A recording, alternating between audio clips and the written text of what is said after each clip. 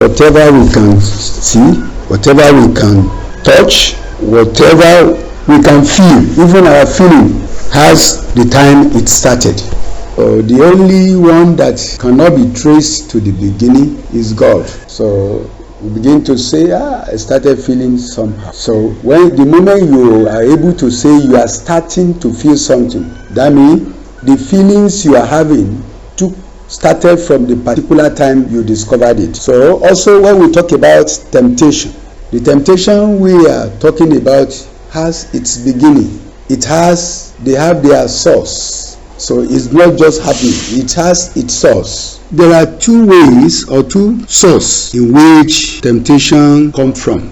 And one of the points from which we are going to we are going to consider from the word is point number 1, from our own lust. Point number 2, from the instigated by the devil. They are also instigated by the devil. So those are the two ways in which temptation comes from. So if there is no lust, there will be no temptation through that source. 2, if the devil is not existing, that means temptation will not be in existence. But as long as these two is existing and they are alive, there is no way we cannot begin to talk about temptation. So from the point number 1 we are looking at, so we are going to take our place of reading from the book of James chapter 1, 13 and 14. James chapter 1, 13 and 14. James, the book of James chapter 1, 13 and 14. Let no man say when he is tempted, I am tempted of God. For God cannot be tempted with evil, neither tempted he any man. So when temptation comes to man, so we cannot trace that temptation to God. That is what the Bible is telling us here. We cannot say that God is the one who brought the temptation. So the clarity of it is being stated in the book of James chapter 13, verse 1, verse 13. He said, let no man say when he is tempted, I am tempted of God. For God cannot be tempted with evil, neither tempted he any man. But every man is tempted when he is drawn away of his own lust and enticed. Every man is tempted when he is not staying with God, when he moved away from God, when he considered God to be his problem, when he's enticed, when he thought within himself that there are still some other things that are still better than God in this world. Just as Eve decided within herself that the word of God is no more to be desired, considering another word, new fashion, new orientation, and she discovered those words better than the word known originally. So, and that has been what lured the woman from where God placed them to a place where they can be easily enticed. So it says, but every man is tempted when he is drawn away. That means when the person gives a gap, when there is a gap between man and God, when man begin to make distance from God, creating distance, wider distance from God. So the moment you are keeping a distance from God, then you are moving closer to what will destroy or what will cause problem for you. So, and what is that? From the lust. It says, when he is drawn away of his own lust and enticed. So that's to tell us that the beginning of that temptation is moving away from God. The beginning of that temptation is moving closer to where the one or the person can easily be lost, either by enemies or enticed. So we want to also look at the book of 1 John 2, 15 and 16. 1 John 2, 15 and 16. 1 John, yes. And in the word, yes. The love of the Father is not in him. Yes. For all that is in the word, yes, the lust of the flesh, and the lust of the eyes, and the pride of life is not of the Father, but is of the world.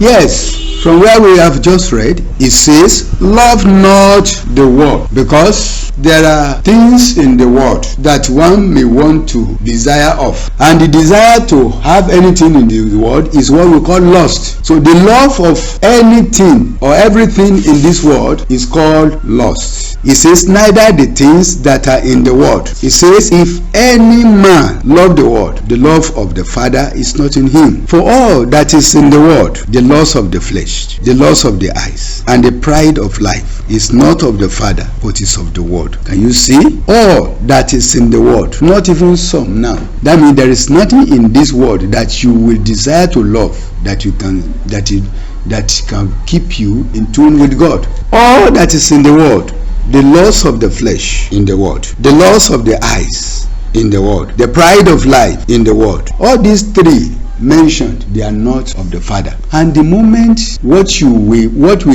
we love is not of the Father, it is lost. And anything that comes out of it can make us to be lost forever. So from our own lust, one can be lost. When you are lustful, then you may lose. You lose and you are lost as a result of the flesh, the lust that the Bible talks about. And the moment that comes in, there is nothing we can say. We say the person is tempted, because he is tempted because he has decided to look towards the side of Sodom. And what made him to go there? Because of the greenish of those grasses, forgetting that those greenish grasses will lead him to that place only for destruction, only for him to forget the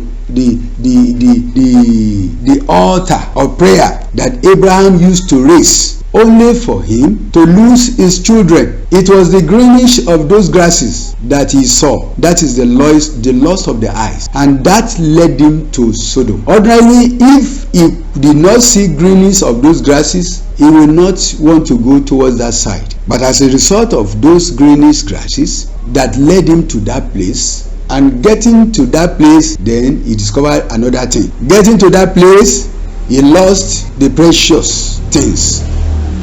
Some of the precious things he brought from Abraham, from Canaan, were destroyed there. Some of his children. In fact, he came out of Sodom. Well, let me not say empty. He came out of Sodom with two of his daughters. No cattle rearers, no cattle, not even wife. In fact, he was even coming out with his wife before, but on the way to the land of escape, he lost the wife. Now, all that he acquired with Abraham now, just because of the greenish of the grasses along the sideway to Sodom, he lost everything at coming out of Sodom with his only two daughters. Now, where will he have started again? Why? Because of the lust of the eyes. He lost everything save his two daughters. And even that those two daughters that he escaped with lured him into sin, and they also fell into sin because of the pride of life. All these three things destroys Lot, because he discovered he has been gaining some things now. Yes, I have some cattle, and his own cattle also is increasing, just as Abraham also is increasing, and they started fighting. And Lot cannot check his herdsmen and say, don't fight my brother. He's the one who brought me to this land, though. Don't let us fight you. Lot did not say anything, and they were causing trouble because of the prosperities and the success of Lot. And that one is making Lot to feel he's arrived. And the lust of the eye. When Abraham began to say, okay, let us separate us, let's divide, let's go, let us separate, so that we will stop. But maybe when we do that, this fighting, everyday fighting, will stop. Okay, you open your eyes and look around. So if you choose any side, I will go to the other side, and you see greenish inside in that side of Sodom, the lust of the eyes. And he went there, and from there, everything he thought he has acquired got reduced to two. The many cattle were no more. The children reduced to two. All the workers Lot were paying to, they are no more. Even Lot himself, he escaped by chance, and even the escape and everything ended up what? In nothing. And Lot regretted what his eyes saw. He regretted allowing pride and self to take him out of Abraham's jurisdiction or predicament. He came back to zero as a result of what? Of lust, be it of the eyes, of the flesh, of the word, and of even pride of life. So if these things is present in somebody's life, it can make someone to be lost. So that is one to temptation.